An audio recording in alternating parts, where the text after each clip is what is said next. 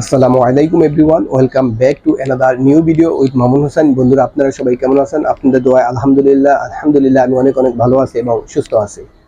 আজকের ওয়েদারটা অনেক ভালো, কারণ মনে হয় বৃষ্টি হওয়ার সম্ভাবনা আছে ঢাকাতে। ওয়েদারটা একদম নিরিবিলি ঠান্ডা। হ্যাঁ, আর একটু ঠান্ডা ঠান্ডা পরিবেশ সকাল থেকে আমি দেখলাম। মানে বাতাস, হালকা বাতাস আছে, বেশি গরমও না। কিন্তু আপনি আপনার প্রিয়জনকে বা আত্মীয় স্বজনকে বা আপনার বাবা মাকে আপনি গিফট দিতেই পারেন, এটা স্বাভাবিক, এটা আপনার পার্সোনাল বিষয়। আপনার পার্সোনাল বিষয় তো অন্য কেউ মাথা ঘামানো উচিত না। আমি ভিডিও বানাবো কি, আমার 5 মিনিট পর পরে আমার উপরে দিয়ে বিমান যাচ্ছে, এই পর্যন্ত আমি 10 মিনিটের মধ্যে এখানে আমি আরেকটা ভিডিও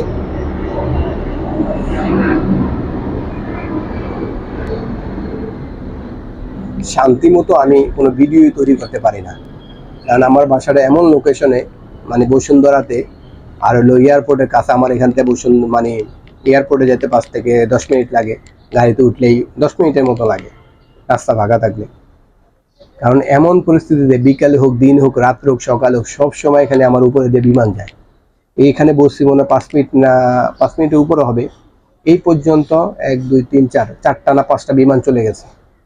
আমি ভিডিও বানাবো, শান্তি মতো ভিডিও বানাতে পারি না। আচ্ছা চলুন মূল কথা চলে যাক, মূল কথায় আসা যাক। হ্যাঁ, অযথা কথা না বলে আমরা লালকে লাল বলবো, সাদাকে সাদা বলবো, কালাকে কালো বলবো, কালোকে লাল বলবো না, সাদাকে লাল বলবো না।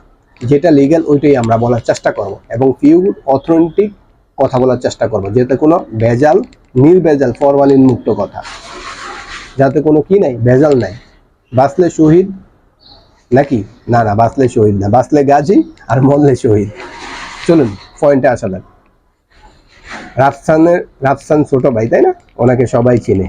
উনি খুব একজন বিখ্যাত মানুষ এবং আইইউবি থেকে উনি মনে হয় সিএসসি না নাকি কোন সাবজেক্টে বিএসসি কমপ্লিট করছে, এরকমই। যেহেতু আমি নর্থ সাউথের স্টুডেন্ট ছিলাম, আমার পাশেই আইইউবি ইউনিভার্সিটি, তাহলে আমারও হিসাব করলে ভাই বন্ধু। অনেকে বলতেছেন যে রাফসান ভাইকে নিয়ে কিছু কথা বলেন।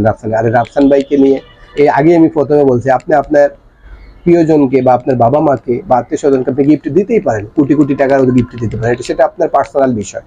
ওতে ওই জায়গাতে আমাদের অন্য কেউ মাথা ঘামানো উচিত না আমি মনে করি।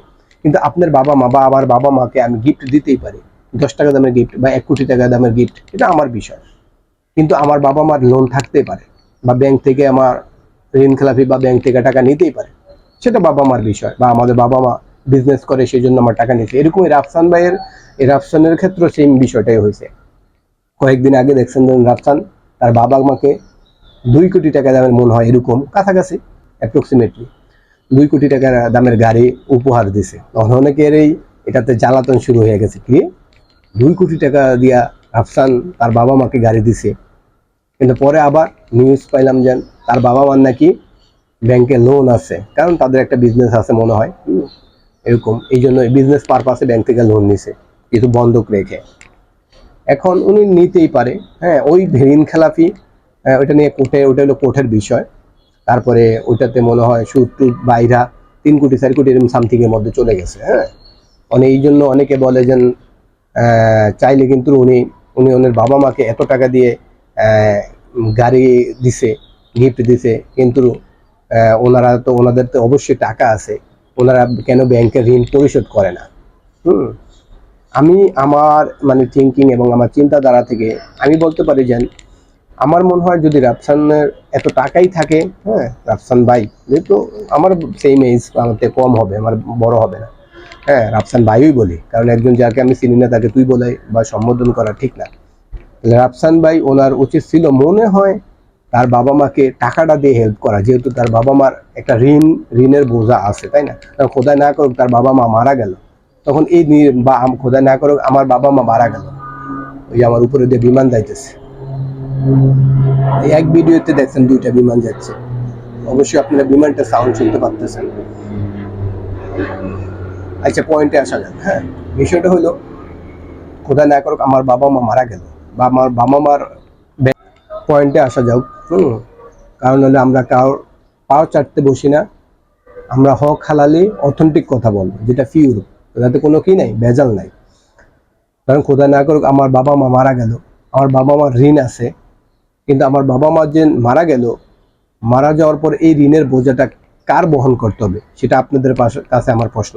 অবশ্যই মানে সন্তানদের, তাই না? বা আত্মীয় স্বজন, সন্তান না থাকলে আত্মীয় স্বজন এটাকে মানে ব্যাকআপ দিবে। তাহলে অবশ্যই তো আমার বাবা মা ঋণগুলো আমারই পরিশোধ করতে হবে। এই দিক থেকে যদি আমি বিবেচনা করি, তাহলে আমার মনে হয় রাফসান ছোট ভাইয়ের উচিত ছিল যেন তার এই যে 2 কোটি বা 1.5 কোটি যাই হোক না কেন, বা আমি মনে করি 1 কোটি টাকা দামের এই গাড়ি, এই টাকাটা দিয়ে তার বাবা মাকে হেল্প করা। এটা আমার একদম ওপিনিয়ন, পার্সোনাল ওপিনিয়ন। আপনাদের মতামত কি অবশ্যই কমেন্ট করে জানাবেন। এটা করলে মনে হয় সবচেয়ে বেটার হইতো আমার মনে হয়। হ্যাঁ, এটা হলো বিষয়। অনেকে বলতেছে মামুন ভাই আপনি কিছু বলেন, কিছু বলেন। সবার রিকোয়েস্টে কিছু বললাম। আমার মনে হয় এটা করা উচিত ছিল। হ্যাঁ, এই জন্য সবাই সবার বাবা মাকে গিফট দিবেন, অবশ্যই যার যার সামর্থ্য অনুযায়ী। এই যে এই নিয়ে কারো মাথা ব্যথা করার দরকার নেই আমি মনে করি, ওটা সবার পার্সোনাল বিষয়। আমরা ম্যাক্সিমাম মানুষই কি করি, মানুষের পার্সোনাল বিষয় নিয়ে বেশি মাথা মাথা ঘামাই। হ্যাঁ, মানে বাম হাত ঢুকিয়ে দিই, ডান হাত না বাম হাত ঢুকাই। তাহলে বন্ধুরা, আজকে ভিডিওটা এখানে শেষ করলাম। আবার দেখা হবে আপনাদের সাথে অন্য কোনো নতুন ভিডিওতে। সে পর্যন্ত আপনারা ভালো থাকবেন, সুস্থ থাকবেন। আর আমাদের চ্যানেলটা সাবস্ক্রাইব করে এবং আমাদের পেজটা ফলো দিয়ে এবং ভিডিওটা শেয়ার করে অবশ্যই আমাদের সাথে থাকবেন। আল্লাহ হাফেজ। আসসালামু আলাইকুম ওয়া রাহমাতুল্লাহ।